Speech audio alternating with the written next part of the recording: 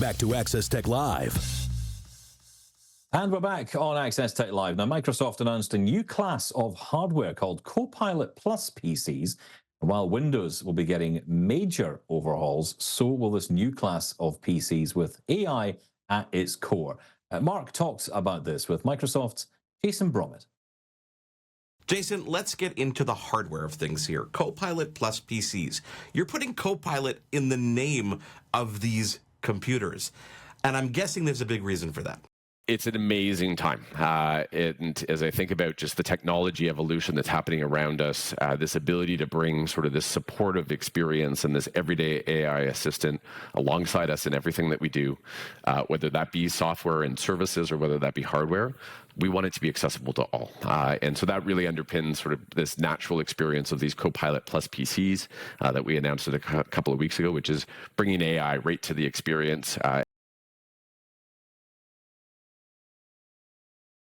You know, some of the, you look at what Microsoft does. I always tell people this story. I say, Microsoft comes out with a Surface laptop, and, hardware isn't the core of Microsoft's business. You look at the overall, balance sheet at the end of the day, it's obviously software. But you guys make incredible machines that I think are really probably just a blueprint for other companies to say, hey, here's how we intend you to do it. Kind of like Android does. They say, here's our phone, here's our Pixel. Now go ahead and make it better. And I love that you are empowering other companies and partners to get on board and do things differently. Let's talk about some of the accessibility considerations that go into the design of the latest devices. We see it all over the place, like larger print keyboards. Are there other ones that kind of come to your attention or pop the top of mind that you're like, oh, that's a perfect example? Yeah, listen, let me start. Obviously, Copilot Plus PCs is, I'll say, a market capability. And we're going to see incredible devices and are seeing incredible devices coming from our OEM partners. But let me start with and talk about Surface. For us, Surface has always been built to empower everyone, and these devices are really no different. We've really built, I'll call it, adaptability into the fabric of our hardware, and then obviously I'll say the software that is connected, so that they're mutually, I'll say in many ways, inclusive by design. So maybe I'll start here. One of what I think is incredibly powerful, and again in that sort of sense of inclusiveness, is the haptic touchpad. This is the most inclusive touchpad on the market, and again, it's really this fusion of our software and our hardware development teams coming together to create great experience.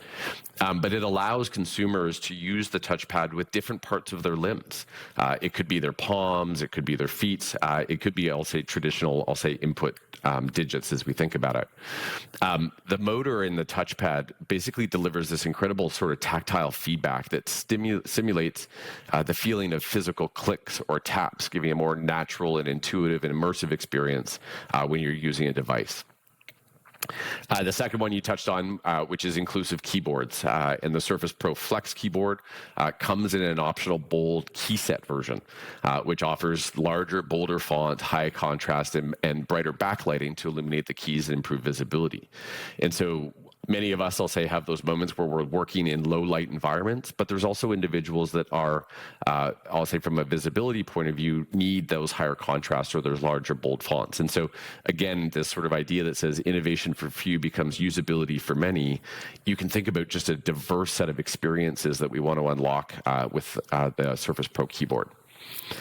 And then the last one I'll touch on, and you and I talked about this once upon a time or a little while ago, which is our adaptive accessories.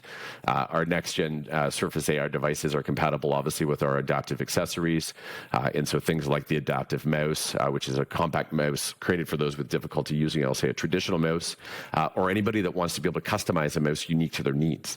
And so being able to create, again, this great fusion of software and hardware to deliver an incredible experience for our users is what it's all about. Now, you mentioned earlier before we took a break about NPUs, and I want to go into processors for a second here.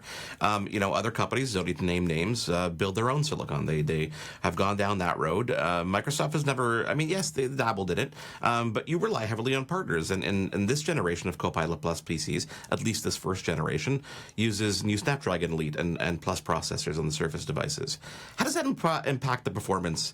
And especially that NPU, I think, is an important part of the puzzle here. I think about it I'll say maybe in a couple of camps. So one, which is performance and reliability. And the statistics I'll say as we've gone through, and if you watch any of the announcements in the Copilot Plus PC, everyday battery life, right? Which is we are often disconnected, inaccessible to power cords, whatever the case may be. And so we are continuing to iterate against Snapdragon-based devices, run with a high degree of efficiency. They're natively, I'll say, in mobile phones, and we know what the experience is. Computing devices obviously require a little more power.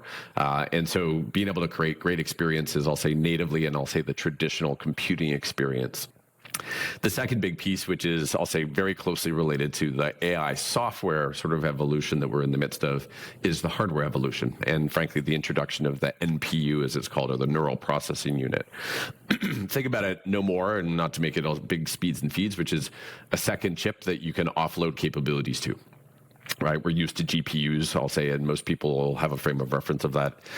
NPUs now enable you to bring those AI experiences directly into the hardware. And so you can now, I'll say, access those AI capabilities without necessarily being connected. And so again, we know we have those moments where we are not in moments of connectivity, whether that be less so these days on airplanes, but it could be at the cottage. I was talking to somebody last week around remote working in the summer, and what does that look like? We now can bring those AI experiences naturally into the device without having the dependency on cost or on cloud, which at the same time, we also know cloud computing requires huge amounts of compute. And so if we can offload some of that and do so in an economic and environmental way, bringing it right to the PC, that's exactly what the NPU is all about. Yeah, and privacy also comes into play there too, because it's on device. 100%. You don't have to worry about your information going anywhere. As you said, you can be in the cottage with no connectivity and still get the benefit of all those features, which is kind of cool.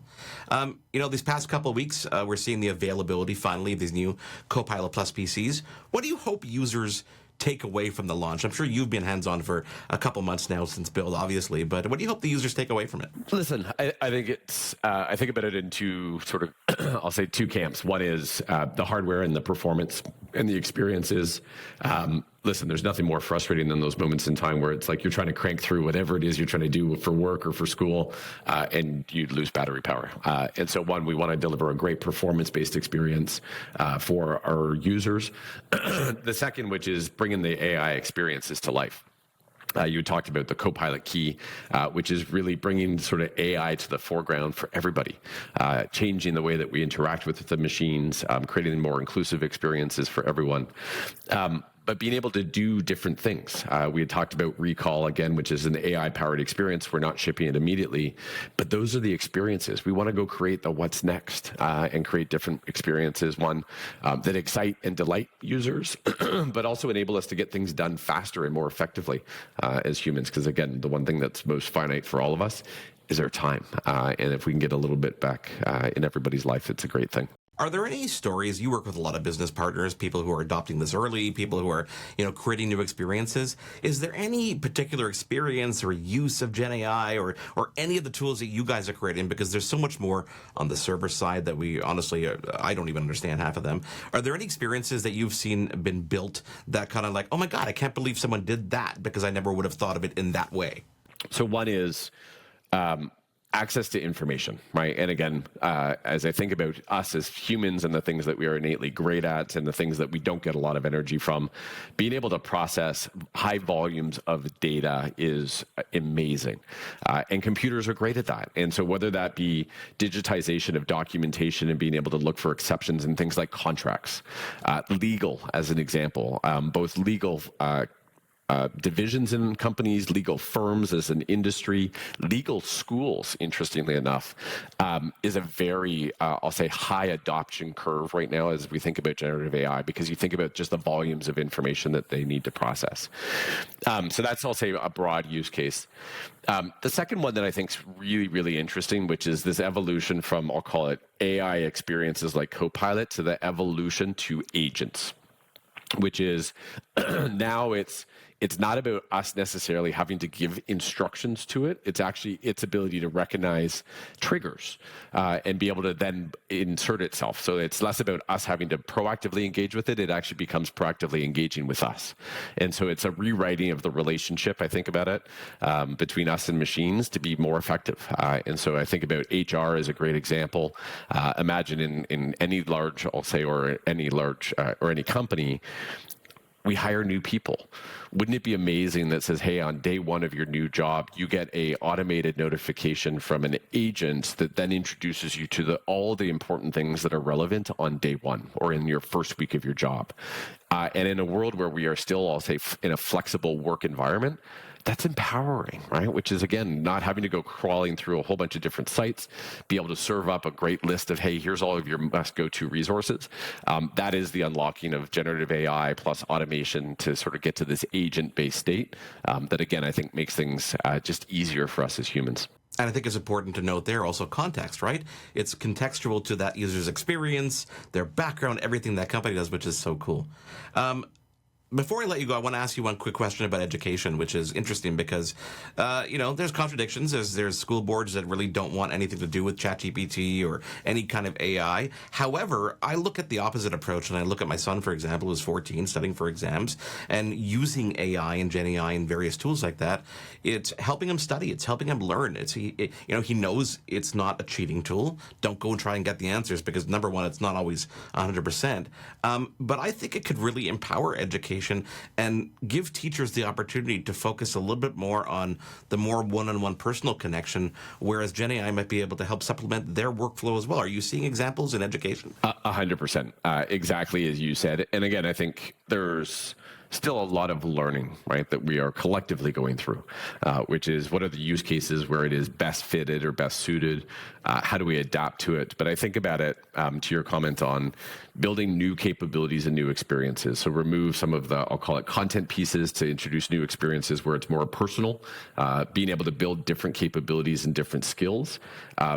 There is this really cool piece of this, which is I also think it's a responsibility for education, because as we start to look at the skills that are going to be required for tomorrow, I often joke about this. I'll say in customer presentations, I get asked a lot, which is like, are the machines going to take over our jobs? And my short answer is no, at least not all of them. But somebody that knows how to use AI absolutely will. And so how we think about infusing generative AI and all those capabilities into the education environment is building the workforce of tomorrow. And so I think it's both, I'll say, a reactive, but also I'll call it a proactive responsibility for the education system as well. Is there any one thing that you are personally looking forward to in this AI revolution, just in what you guys are doing, that excites you to no end? I look forward to a moment where I'll call it that agent-based experience becomes more proactive. The idea of being able to accept or decline meetings for me, being able to respond to emails or short messages very quickly, where that natural experience gets even closer. So again, today it's super powerful. I use it literally all day long, but I'd love it to be a little more proactive. And so I think as we move to sort of this agent environment where we have a more proactive engagement, I think it's super cool. And I'm excited for sure. Jason, come back again anytime. Thank you for joining me. Absolutely. Jason Brommet there from Microsoft talking to Mark Ruffalo. Coming up, with so many new gadgets coming out each year, it can be hard to keep up. Our question of the week this week is, what's the most life-changing tech gadget you've ever bought and why? Your answers after a quick break, right here on Access Tech Live. There's more Access Tech Live to come. Get involved and have your say at Access Tech Live on social media. We'll be right back.